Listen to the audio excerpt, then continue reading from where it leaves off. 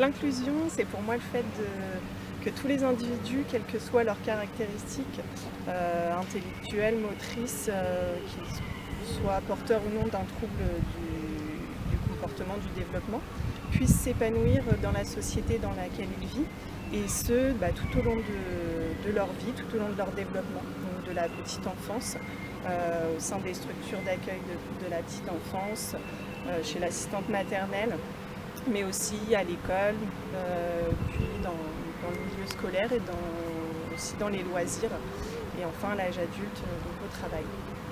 Je pense que c'est aussi de les accepter. Genre, je trouve que même en 2021, c'est encore tabou. Tout ce qui est. Surtout tout ce qui est mental, psychologiquement. Après, physiquement, les handicaps physiques.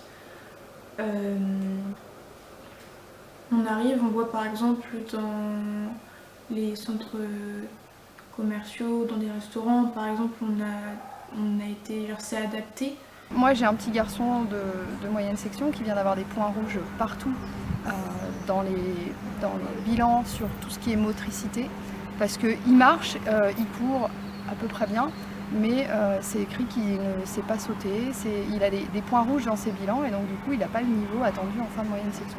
Sauf que c'est un petit garçon qui a un problème moteur, et là où on n'aurait pas mis un point rouge à un gamin en fauteuil roulant parce qu'il ne sait pas sauter, parce qu'en fait ça paraît complètement aberrant, c'est moins aberrant pour un enfant qui marche et pour qui ça ne se voit pas. Et donc du coup l'inclusion, c'est vrai que ça ne devrait pas être un problème, on devrait pouvoir tout mettre, je veux dire un enfant aveugle, on fait tout ce qu'il faut pour lui faire avoir une scolarité par exemple et une vie normale, et un petit garçon qui ne sait pas couper, c'est parce qu'il ne sait pas couper, alors que c'est un autre handicap. Au niveau du travail, je pense qu'on adapte des postes et après on fait des sensibilisations aux personnes qui ne sont pas concernées par ces discriminations. Dans le milieu scolaire, on fait des interventions, on en parle avec les plus jeunes pour qu'ils puissent comprendre que c'est pas des personnes différentes et qu'il faut du coup les inclure.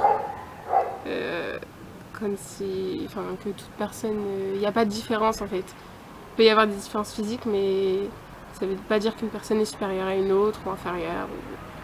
Les enfants sont encore un peu trop mis de côté dès qu'il y a quelque chose un petit grain de sable qui fait qu'ils rentrent pas dans le moule. Et c'est très compliqué de rentrer dans un moule quand on a quelqu'un.